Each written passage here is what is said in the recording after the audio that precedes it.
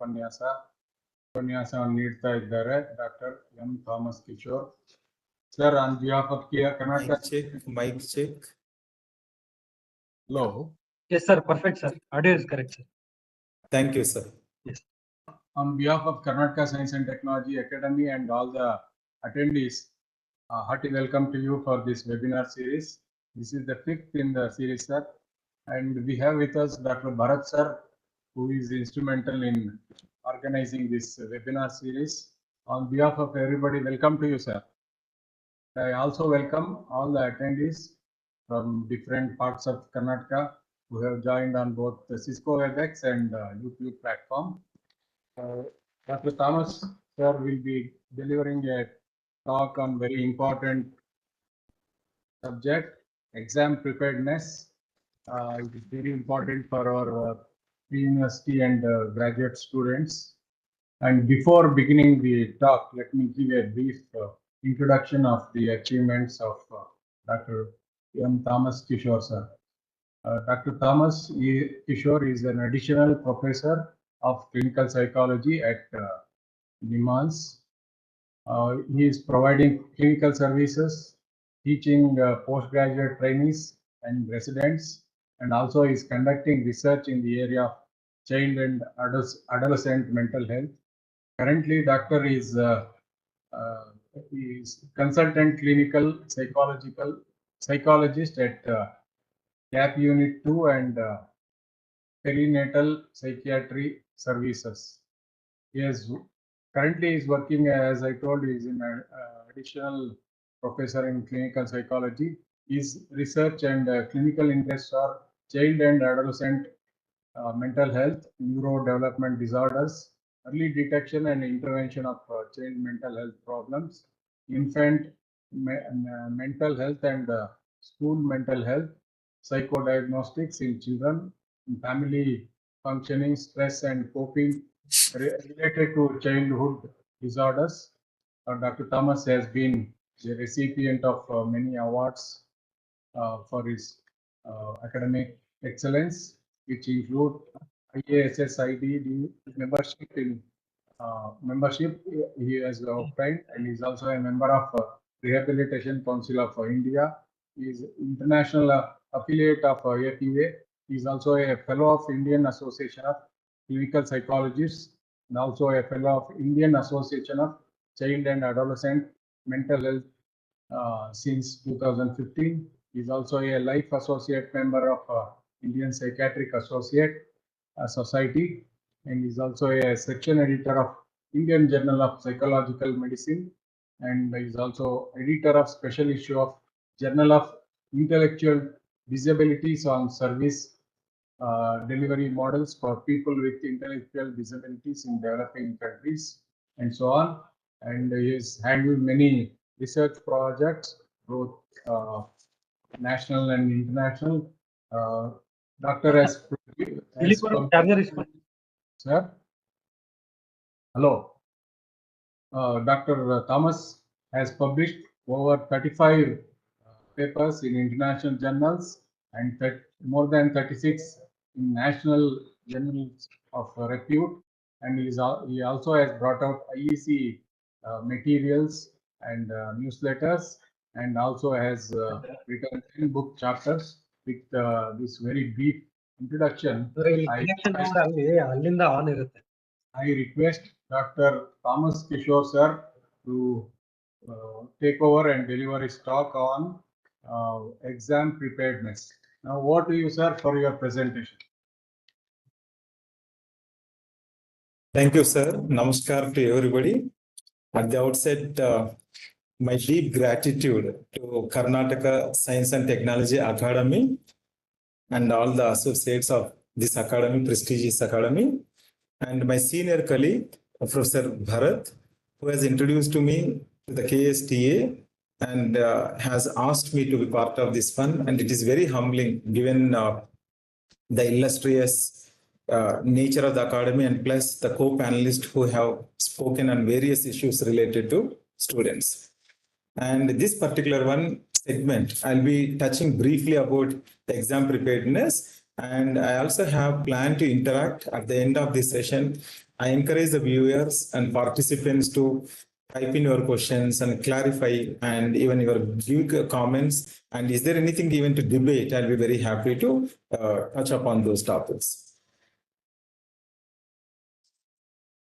Basically, I'm going to deliver my talk and have this interactive session, presenting some of the scientific facts, because many times intuitively we'll be doing many things, but it's very important to understand what science exactly tells us, what works and what does not work in the context of learning and its output, which is commonly seen in the context of examination. And finally, is it studying hard or studying smart? This is the debate that we need to have. Now, before I move ahead, we see most children that whenever they are under stress, that one of the first thing that to get affected is the academic performance. But at the same time, academics or academic achievement and learning also shares a very peculiar relationship with mental health. Somebody is studying very well, scoring good marks does not necessarily mean that they are psychologically well or they have a good balanced mental health. So this paradox, when we are affected, the first thing to be affected for student, like the occupation which is studies, and therefore the academics related stress, and therefore examination related anxiety and stress. But at the same time, I want particularly the young students to remember doing very well in academics itself is not a lone criteria of mental health and well-being. So in this context, I'm going to present what science talks about teaching, learning, and from that, what we can gather for examination preparedness and some of the strategies. Now, let us begin with, whenever we talk of examination, what is our goal? Like for any PU students, the commonest thing that they would say is that score high so that you can qualify for NEET or a common entrance test that is conducted by JEE, or even sometime even in the at lower classes, even otherwise also one of the aim could be just simply passing a test so that I don't need to repeat this particular subject. That is one. Or within that, if I can get higher percentage, it's really good, because crossing a particular mark means that it will give me some credits or advantage, so that the next level what I'm aspiring for, perhaps it become little easier to get into higher level courses. So what is the goal of examination? Passing test for some people. And second one could be just to know what is my learning potential, or what is the knowledge that I have gained, where I stand in comparison to my peer group. We also come across some students, some children, they're not so much bothered about their ranks or the percentages. They study really well in such a way, no matter how others are faring, what difficulties would be, their end goal would be to test their own knowledge, acquire it, and also again go back and review the strategies and try to improvise upon that and again set the next goal. This could be another goal of examination. Or the last one is to compare with others to check where one stands. Simply, like, am I below average, above average? What does it mean? We can sometimes brag about it. Consistently I've been the topper. I'm in the top 5 or top 10. And conventionally speaking, some of these attitudes are our preparations, and the end goal can be deeply determined by our family environment, our parenting practices, the teaching and the academic environment, and the larger socio-cultural things. What exactly it means? When you go out and study, tell anybody that, I stood first in the class, invariably everybody will applaud and say, yeah, because coming first or doing passing certain, certain percentage is equated with either good knowledge, or it is also equated with bright future. But on the contrary, in case if I really mug up all my answers without really understanding, I may pass a particular examination. When it comes to real application, I may have a lot of difficulty. So therefore, before we talk of examination preparedness, it's very important what is our goal. Let us say what science says. Sometimes, parents will be toiling along with the students. No TV, no play. There will be a lot of unsolicited kind of advice.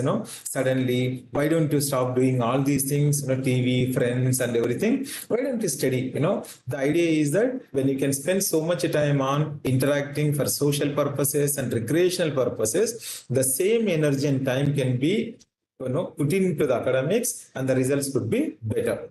Some people may say suddenly, maybe start in the morning or start in the middle of night when everybody sleeps, or have coffee, not to have coffee, or to go for tea, not to tea, or discuss with senior, discuss in group, or study all alone, or maybe take particular kind of test papers to really see, how is the previous pattern.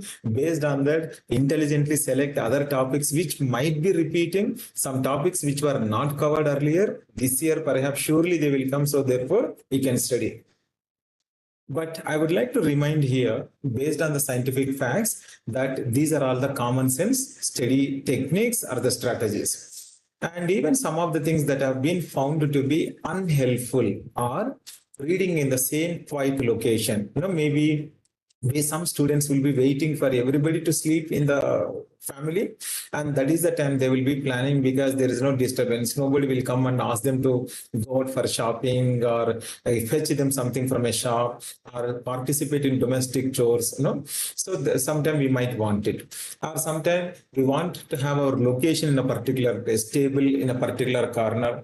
And I would like to begin with my favorite pen, or the position also. Sometime I would like to begin my examination with my favorite pen, or something like that.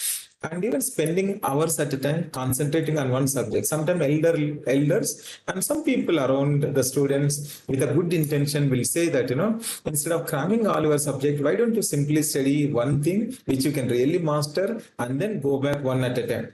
But the student might feel, studying one subject will be very hard. Let me have a combination of it, and according to my motivation, I will change it. So what science says is that none of these common sense study techniques will be helpful.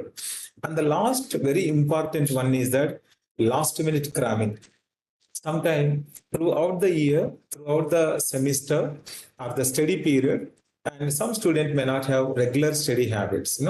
Reasons could be many. Sometimes there could be very genuine adversities at home where they have to work and then plan for study, or some students may have to really participate in domestic chores because the need is such that unless everybody put a hand, that they cannot go on.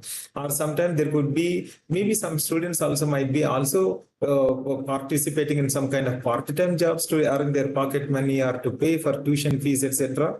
And then in some genuine conditions, as well as for other students who really do not see the need for studying at a regular time, because one, anyway I can understand, even if I study today, I may not be able to really remember. Therefore, why can't I, before the examination, perhaps I can plan for a week or two and then I can do.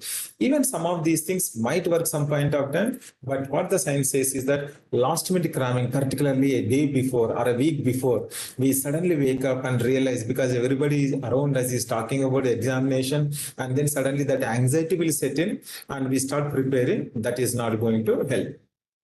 One more thing that students need to understand is that just before going for the examination in the morning, at least 1 or 2 hours, please do not really read anything, except that in case if there is any notes that which you want to have a cursory glance, you would like to know, that is a different thing. But any concept that was not touched before, studying just before the examination is completely an antithesis, because in case if the luck is good, that particular question might have come, something we might be able to write and get some marks, but the same kind of practice is not really beneficial for other subjects as well as in the long term. So in this background, the suggestion is that studying smart will come. What do we mean by that? What the professional organizations talk about it?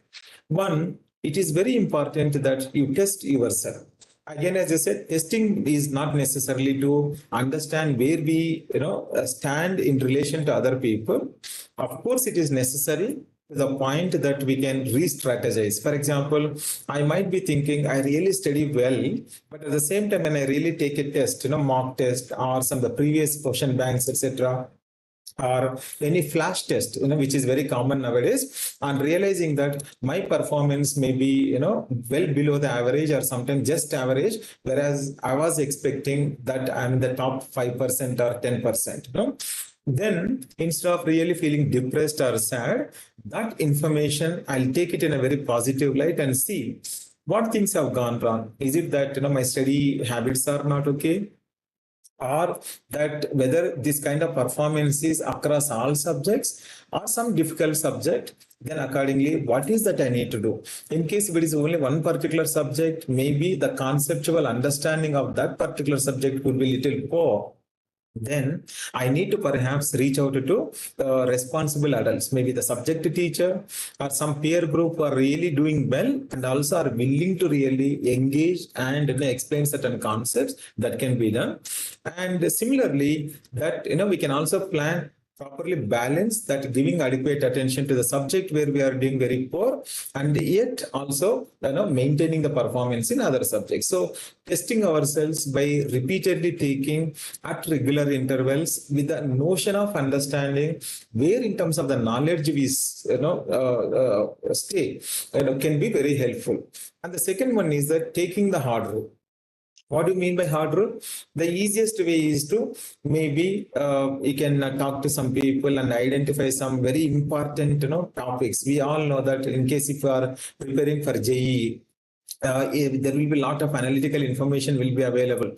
You focus you don't need to focus so much on trigonometry, focus on calculus. Somebody will say that previous time these are the questions that they have asked. Do not give so much importance, because despite that they just carry 2 marks or something, and sometimes chapter is very less and you can. But these kind of analysis, we need to really see with a pinch of salt whether there is any kind of merit in this one. And this is where we need to talk to subject experts and people who have already undergone the similar route, and also plan properly. This planning properly is preparation well in advance. So taking the hard route is what is very, very essential. There are 6 research tested ways which will help. No matter whether we are in the humanities subjects or into science or maybe any other liberal arts, but no matter what the subject is, these are the 6 strategies that have been found to be highly useful, research backed. What is the first one? Remember and repeat.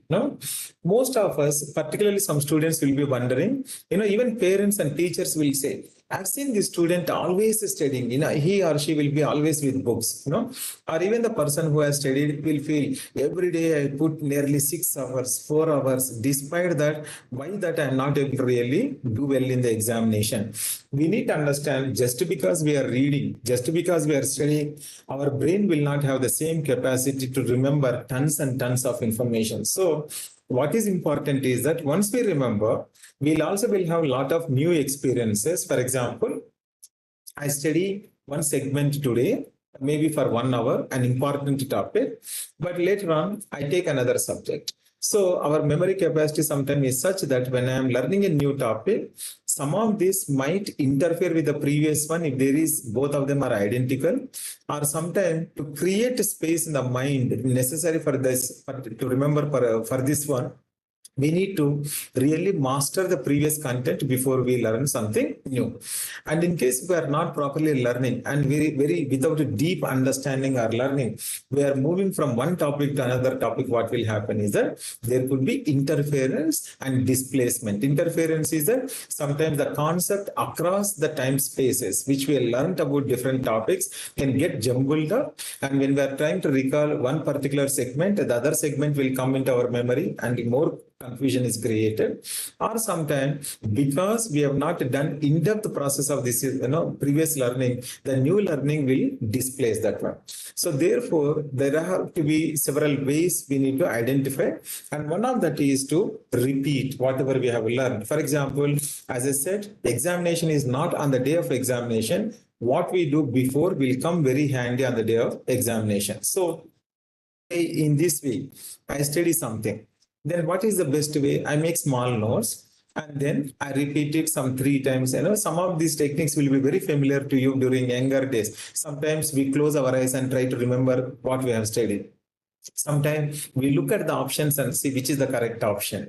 This is what is recognition. So, and whenever you are unable to remember without any much effort, nearly 30% of this information, that means we need to understand that I've not studied it well. I need to go back and study it properly before I go to the new one.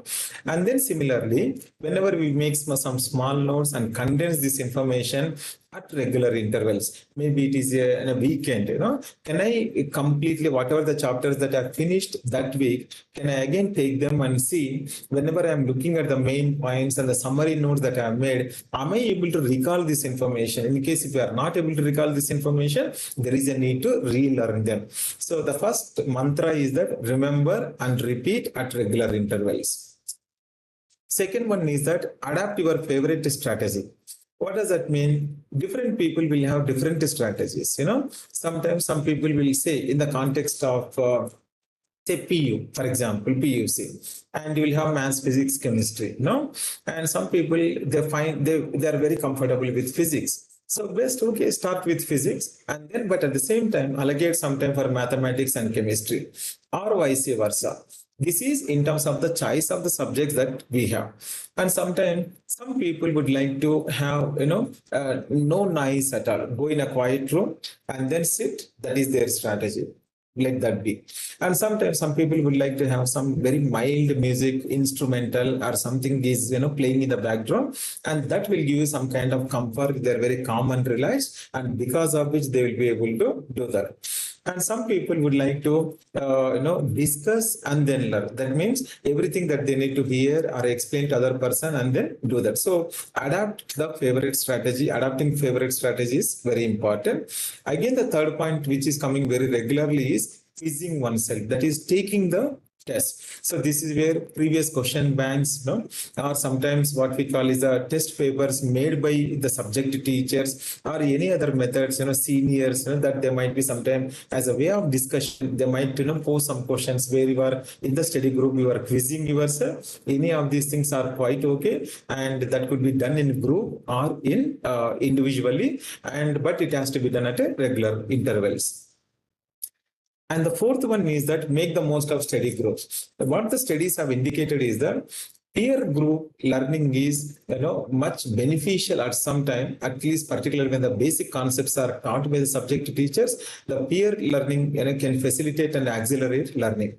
So therefore, particularly either before the examination or during the regular studies, what we can do is that have like-minded people as a support group where we can exchange ideas, or sometimes 3 people are there in a group and these 3 people will, study three different aspects. When they come together, each one of them will explain to the other person what they have done and ask questions. So making the most of the study group, is also quite possible.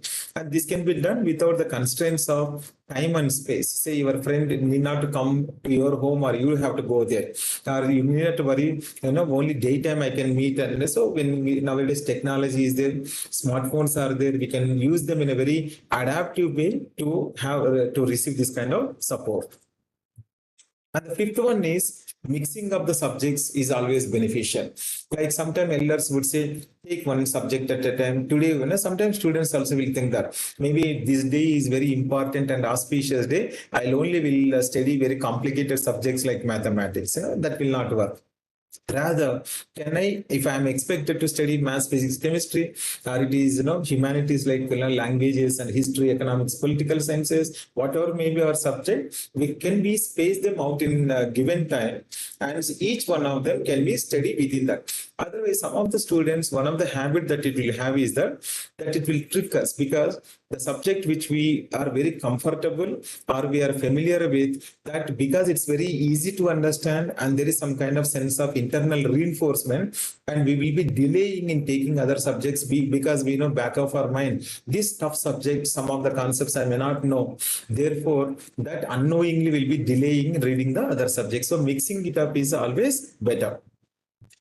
And within this mixing it up, I would like to elaborate it. Always begin with the subject that, which is a little tough or which you don't find it very comfortable with. The idea is that you can have dedicated time for that. Maybe it's half an hour or 1 hour. And then after that, there is this kind of motivation that once I finish this difficult subject, I'm going to take up the next easy or something which I enjoy. And this is how, and this is where again, what we can need to understand, particular students need to understand is that the attention span maximum whatever do is for 15 minutes. Sometimes we wrongly think that it will be for hours and hours, various strategies, and people will say we'll improve this memory, follow this particular technique or drink this one, eat this one. None, all of them are misconception. The maximum attention span anybody can have is that 7 to 15 minutes. So as a student, and the people who support the students need to encourage them that when the distractibility is setting in, how do we alert ourselves? Like, maybe this is the time that my attention span is going down, that I need to do something about it to bring back. Maybe I just take 1 minute break and then rest my eyes and then take a pause, momentary pause, and then again I start studying. Or for some students, that they can get up from seat, just to take a small walk and then come up. And even third and fourth strategies might really shock you or surprise you. That what I call is, fantasy thinking. Just nothing. Don't think anything about subject. You are just allowing your mind to little go this way, that way. But again, you need to know when to bring it back. Or even just, maybe you are looking at your phone just like that, or maybe your favorite book, or you're looking at some painting on the wall. Anything that distracts us and then brings you back is okay. And the sixth one is that no matter what other people say, as a student, you need to know, what works best for you. Whether it's a group-based strategy or versus individual study, or to begin with the tough subject or easy subject, or to make notes, or maybe is it that I need to write down, revisit it and remember it, or simply I just listen and explain it orally. That each of us will vary in our strategies. So therefore, it is the student who has to figure out what exactly works, and the people around them, either the teachers or the parents and the family members, need to understand and support them to pursue these strategies.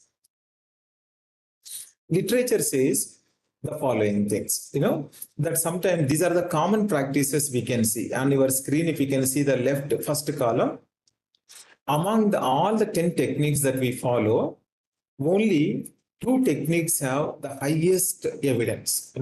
There are, first I'll read out and then I'll explain. Elaborative integration, that is, we take up only one particular topic and to go into depths at the cost of all other topics. That is elaborative interrogation. Second one is self-explanation. That is, I explain the new information based on the previous known information. It is a kind of self-learning, self-thinking aloud. Okay. Third one is summarizing, condensation. And highlighting. Some of us will do this habit of highlighting with color pencils and other things. What is the important point? Use a lot of sticky notes, highlighters, etc. And the keyword mnemonics to recall very complex topics. Each first letter is taken and we string it into something easily recallable word, and then we can expand it. In case if I say WebGR, how many colors are there in the rainbow? If I remember it's WebGR, then I like that I will start and then I can do. But whether it will work across all subjects is something that we need to be very mindful of.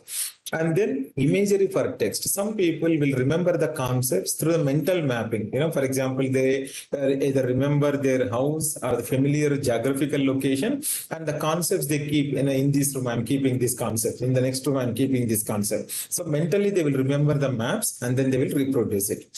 Rereading is just simply restudying the material again after the initial learning without really much evaluation. Practice testing, that is, repeatedly you take different tests and see where one is standing. Spaced practice is that you have studied and then you have specific scheduled time and then you study, give some gap, revisit them. That is spaced practice. And the last one is that interleaved practice, because that is different methods are combined together.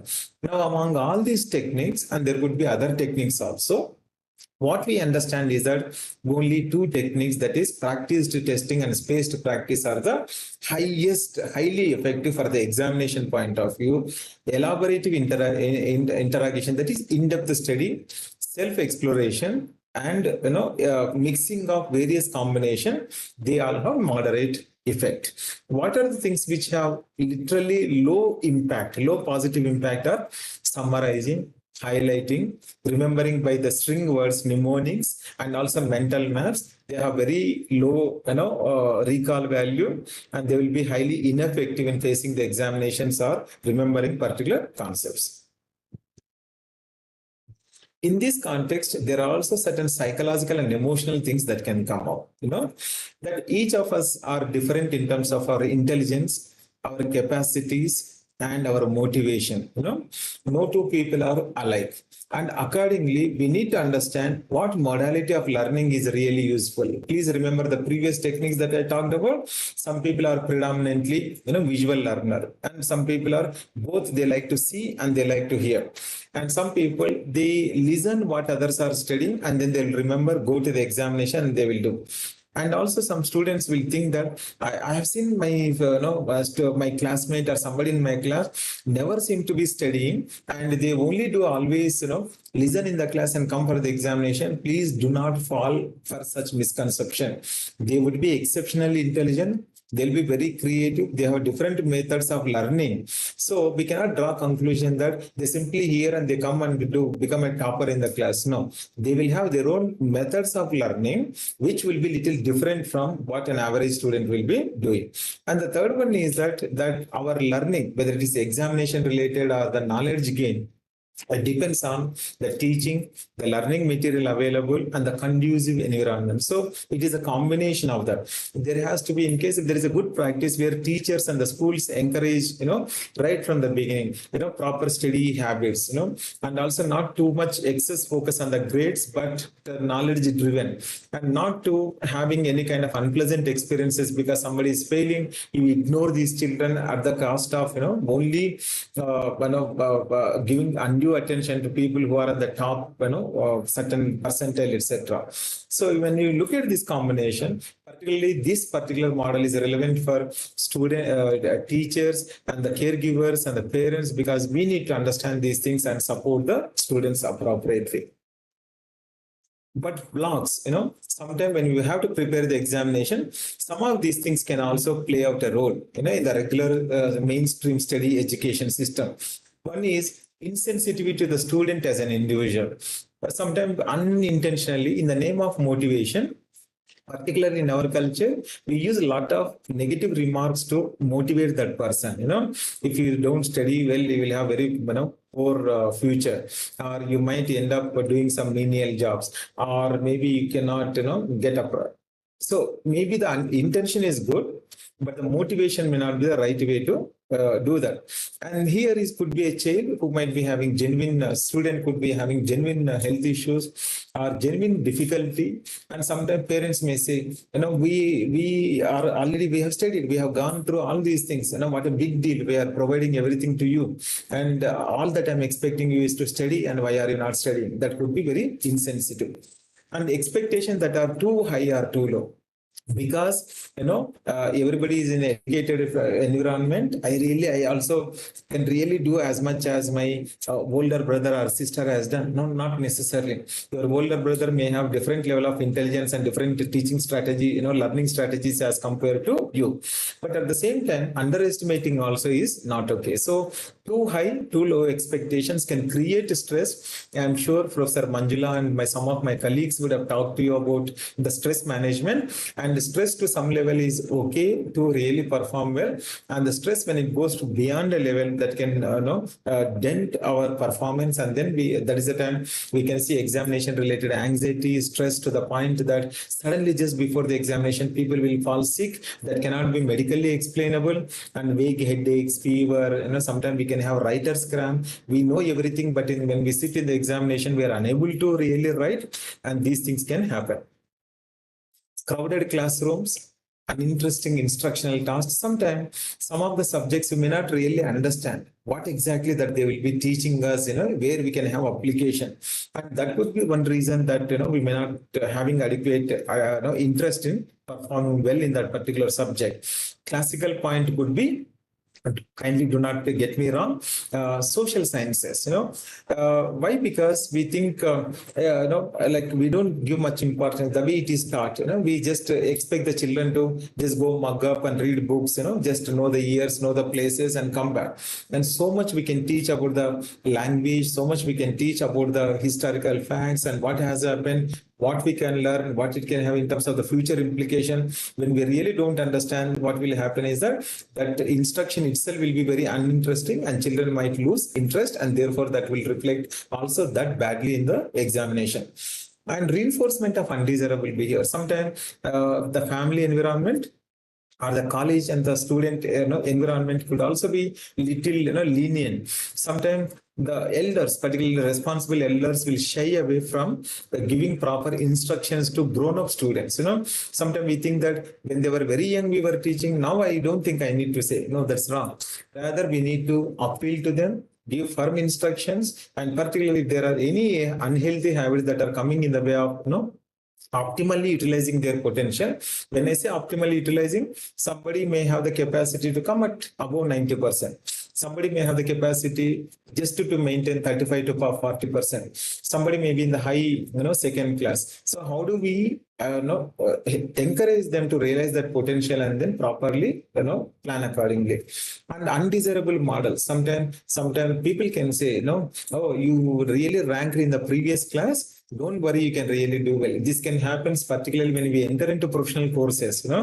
Just because we have cracked some national level entrance test examination does not mean that we also will be passing our semester examination or classroom assignments. So this is where unfounded, unhealthy, exaggerated sense of self also can come in the way. So undesirable models, either in the class and sometimes even in the family environment, need to be very aware. These are some of the blacks that we come across.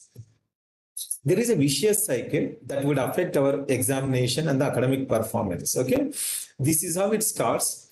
Failures, low grade, and in lower classes it was a parent interaction, but sometimes we are forced to take extra classes, non-promotion, sarcasm, these things are happening. And then there is fear, resentment, angry. Sometimes anger can come particularly with the grown-up students, particularly students in undergrad and postgrad, because how long I really need to study, for how long, when it will stop, because expectations are going on increasing, so various emotional issues are quite common. And then we might develop certain, self-serving, faulty thinking, patterns about ourselves or other people, like maybe the teacher is biased, this professor is biased against me, or the subject is useless, and then accordingly these I want to reiterate, these thoughts are really not productive thoughts. They will only help us to momentarily to overcome the stress, and then as a result what will happen is that the entire hard work route which I talked about will go for a toss, and then the cycle will be repeating. And that is when academic failure and then examination related anxiety and phobia be at the beginning of developing more serious emotional and behavioral disorders at a later point of view. And in this context, we need to have proper habit formation, regular schedules for study, not just studies. Please balance it with appropriate amount of social, physical, recreational, and health related activities. What do I mean by that? Meeting friends are important, having some good physical activities like walking, trekking, whatever may be, that is important. Focusing on the diet, nutrition, and proper sleep wake cycle, despite the demands of academics, that one needs to have. And then regular schedules, both about managing your studies, so that one can know that whether examination or no examination doesn't matter. Stress management techniques, particularly older students, those who are in undergrad and professional courses. Unlike other courses, in the professional course, unlike other courses, what happens once you achieve, you can enjoy the success, and till the final exams are over, the pressure won't be that much. Unlike in very professional courses like engineering, medical, most allied courses, From day one itself, a lot of bombardment of concepts are being given and a lot of expectations are there. That is the time a lot of unhelpful coping strategies will come up. What are they? Either we might be on the overdrive, not sleeping, not eating on time, and we want to chase all the schedules, which is unhealthy, or neglecting them is unhealthy. Sometimes this is the time where substance abuse can come up, smoking or alcohol consumptions, or maybe certain other forbidden substances, or sometimes excess caffeine or nicotine dependence, where believing that maybe smoking keeps me awake and then I can study, or some gallons of black coffee and I can have and then I can study. So proper stress management techniques are very, very important. And because we tend to believe that they are helpful, because momentarily they will give us some kind of, a reprieve, but in the long term that they will not help. So therefore, before we realize, that might become some kind of dependence in us. And another new thing that we see in the students in the context of examination related anxiety and stress is gadgets, because earlier phones were not there, mobiles and laptops, and these were not common. The current generation has almost every household, either have a smartphone and the laptop, so internet and gadget. Most of us will think that I will be just doing it for some time. Sooner or later, by the time we realize, it would have gone into hours and days of continuing being online as a way of escaping the academic and the examination related stress. Therefore, seeking professional help, first and foremost, is if you are a student, you are a college, please reach out to your class teacher, counselor. They are the best people. And the second one is your parents, trust them. Some of the things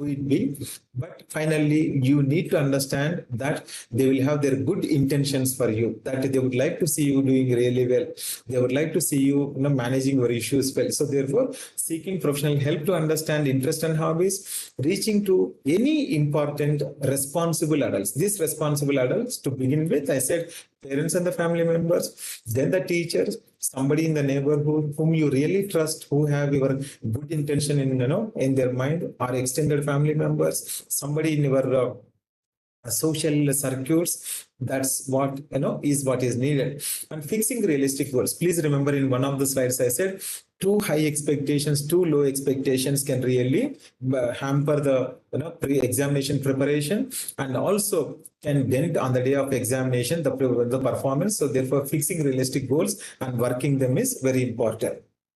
And helpful cognition. What does that mean? I'm taking back to the previous slide. Our thought pattern need to change. Sometimes we may have overestimation, underestimation, and we may have anger at somebody, which we might show it on our studies, because you are forcing me, I will not do at all. So these cognitions we need to understand. And if at all there is a need, have to have frank discussion, or if at all there is a need, talk to professionals. In conclusion, studying smart, not necessarily hard, is very important, but smart techniques are based on the scientific evidence. Organization, preparations are very important. Cramming before the examination may help to pass a test, but not the knowledge acquisition. And certainly it will not help in the long term. So I hope these techniques will be useful. I wish you good learning experiences, and I wish all the students achieve whatever your goals and aspirations are. Thank you. Thank you very much for a very insightful and scholastic talk. I'm sure many students who have joined for this talk will be highly benefited by your techniques and strategies that you proposed. On behalf of Karnataka Science and Technology Academy and all the participants, we are very, very thankful to you, sir. Thank you, sir. Time and wonderful presentation. Sir, these are some of the helpful resources, sir. Either parents or academy members, teachers can go there. A lot of video, scientific based material is there. They can just see how to study and particularly stress related. Thank you. Thank you, sir. Again, I place on record my sincere gratitude to KST and Professor Bharat for this opportunity. Thank you. Sir, a couple of questions. Yeah. there is a misconception that students should get up early and study rather than staying night. What do you Yeah. say about this? Yeah. Rather than that, sir, I say is that regular sleep habits are very important. Whether you are getting about 4 or 5, doesn't matter. Or sometimes, some people say the only advantage is that there is a time no distractions are there, or nobody will be there to disturb these people to come and give me some water, go to the shop and buy, these kind of distractions will be there. And otherwise, it doesn't. Rather, what students and the parents and the teachers need to understand is that 6 to 8 hours of sleep, nighttime sleep is very, very important. And that too, at regular intervals, at a regular time. That is, I would not encourage students to stay beyond 11 o'clock in the night. Whatever, no matter what, at least 11. In rare cases, maybe 12. Don't push it beyond that. The reason being, in the night, there are certain, important chemicals, that is what we call is melatonin is secreted, which is only possible. Dr. Bharat, you can cut across to Dr. Bharat and discuss it about it more. The important beauty of this is that during the sleep, when we have very good night's sleep, what happens is that one, it clears away all the debris. That is, whatever unwanted information and all is taken away. Number one. Number two, whatever we have learned during the day, that is properly, consolidated too. And then, therefore, our memory will be enhanced. So, regular sleep is more important than when we are going to bed and when we are waking up. And ideally speaking, from a mental health point of view, not beyond 11 o'clock. And maybe except in an exceptional days on a very tough subject, maybe 1 more hour of my study might help me. Oh, is okay, but not on regular basis. Irregular sleep cycles are more dangerous. Sir, one more question. Yeah. Now there are multiple choice questions, essay questions, and problem solving. Now, to prepare for different types of questions like this. Yeah. Multiple choice questions, you don't need not struggle well, because our brain will be able to recall the information, identify the correct information when choices are there. An example, you met somebody after many, the sir whom I am now interacting on the screen, if I see him after say 6 months, suddenly I may not be able to recognize, because seeing somebody in person, somebody seeing on screen is completely different. And then if I ask, if I'm given, did you meet me on a KSTA platform or something else, some other webinar, then immediately I can recognize, no, it was on KSTA platform. So multiple choice has that advantage. And as far as essays is concerned, what we need to do is that organizational capacity is very important. That is not just studying, how we can have the main points in mind in a particular way. We can sequentially we can put it across and elaborate it. And this is where organizational capacities are very important, not just the language abilities. So this is how we need to do. One more thing that I did not touch upon in my presentation, particularly for examination per se. For every 3 hours of examination, and for every 1 hour, keep 5 minutes minimum, as that's not my time. Say if your examination is for 3 hours, think that your examination will be finished in 2 hours 45 minutes only. The idea is that the last 15 minutes, you can go for checking corrections, anything, you want to add on something, this is what needs to be done.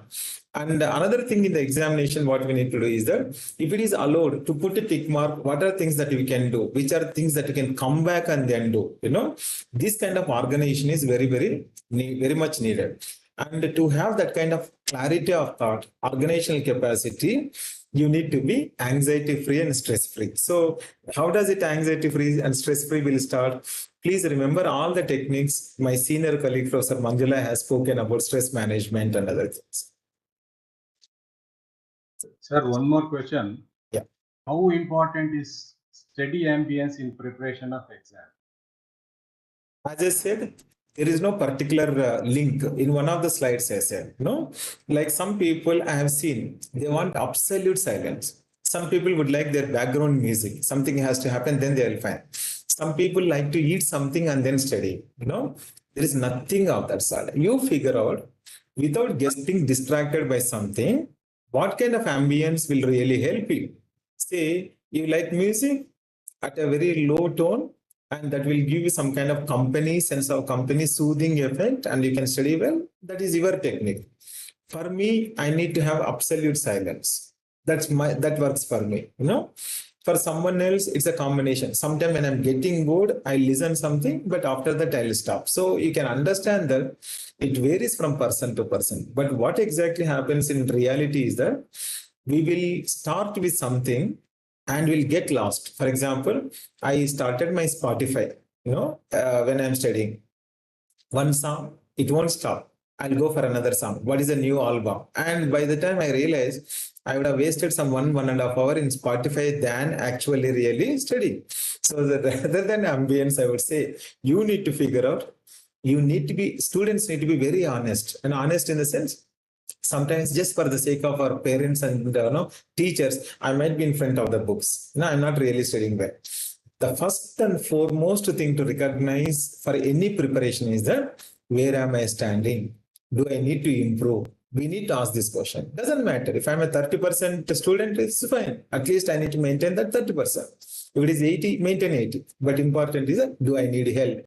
And where exactly my learning will be better? What kind of ambience I need? Again, as I said, is it group learning will be helpful or studying alone will be helpful? It all varies from person to person. Thank you, sir. Now, Dr. Bharat sir is there with us. Sir, Bharat sir, over to you for your words. Yes, sir. Thank you, sir. I think the first comment from my side is I wish Professor Thomas sir was there when I was doing my PUC. Because we have teachers who teach us mathematics or physics or chemistry or any subject, but how to organize our thoughts, how to prepare for the examination, that is something which was in a focused way, what you have presented today, that was not there. Maybe Dr. Ramesh might share the same opinion, because we never had these kind of things. But in that way, your talk will help all the current students, sir, and also how to. And you've given that flexibility. This is not applicable only to people who are considered to be toppers, who score 90 plus. Yes, I agree. All these things are applicable who are average, above average, below average students to excel according to their capacity. Yes. In that way, it is. I think it's what you've done is a wonderful thing, sir. Maybe I think if it is being recorded, this can be helpful for others also who have not joined today, because I see the attendance is slightly lesser, sir. Generally, it is around 60, 70 online, but today it is slightly less. I think 45. No problem. Yeah. But still, I think if number, this sir. schedule is available, it will be very good, sir. But excellent talk, sir. Thank you for sharing the information. Thank you, sir. Thank you, sir. Have a great day, all of you. Thank you. Thank you, sir. Sir, there are two more questions. Yeah, please tell. Which technique is more effective? One and another one is how to remember 1 mark questions and topics. I think you remember multiple choice. Which technique is more effective? The question I am not able to understand, sir. How to remember 1 mark questions and topics? As I said, studying in depth, one, revisiting them at regular time, quizzing. There is no substitute for quizzing. Taking multiple times of test, visiting periodically again and again. What do I mean by that? This week, what I have studied, I may able to recall 30%. Though I'm a psychologist, if you ask me, I studied something, I don't repeat it at the end of 1 week. I may just be able to recall only 30% of what I've studied. So to recall it properly, whether it's 1 mark or 2 mark, doesn't matter. That relearning and testing ourselves at a regular interval is very, very important. Sir, one more question. Yeah. Frequent tests they conduct. For example, every 15 days or 20 days, they keep on repeating tests. Is it useful, or a couple of tests are just enough? Sir, yes, I agree. Sometimes we come across this corporate education mentality wherein we run a lot of tests and then create some kind of hype that we have to stand and things like that. Testing should not be to create anxiety. where you are studying, then look, you will, because you failed this particular test and you are, no. Testing has to be realistic. Realistic in the sense, in a week, how many tests I can take? What is the reasonable way? What topics I can, how much I can learn and then take a test. And then, most importantly, how test is helping me in understanding my strengths and weaknesses. Rather, tests are conducted with a notion of simply converting, percentages, and that's not going to help. That the test will tell me, for example, in biology, I take a test in biology, and every time I'm making some mistake about, mammalia, that particular segment, and then maybe I need to relook at why I'm making so many mistakes about it. Or similarly in botany, if I'm taking taxonomy related, questions, I'm not able to really, that genus and species, it's so confusing, and the family, etc. And then I need to really work. So the testing should be helpful for us to understand our relative strengths and weaknesses and how we can go. Then it will be helpful. And as Apeksha has asked me that question, the technique, I already told many times, madam, what it says is that the hard way, that is reading, writing down, and also revisiting, testing. The more we do, they're all cognitive activities. The number of cognitive activities that are involved, the stronger the learning is there. So simply, rather than reading or simply rather than listening, rather than simply writing or copying, do all the techniques that will help you. Yeah. Thank you very much. sir. Thank you, sir. Thank you for all those who have joined once again. Wish you all the best. Grateful to you for your time, and Thank you. we keep organizing workshops and webinars like this for the benefit of students and teaching faculty. We'll be inviting you again for such a presentation. Thank you very much, sir. I'm also Thank you, sir. to Dr. Bharat sir for connecting us with Thank you, sir. experts like you. Thank you, sir. Bharat sir. And Thank you, also, sir. Thank you. Bye, sir.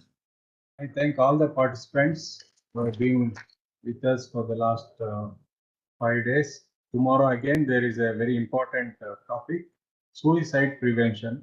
So I request all of you to join by 2:45 because the expert will start the talk at 3 exactly. So tomorrow is the last talk of this series. I request all of you to join. Thank you very much. All the best.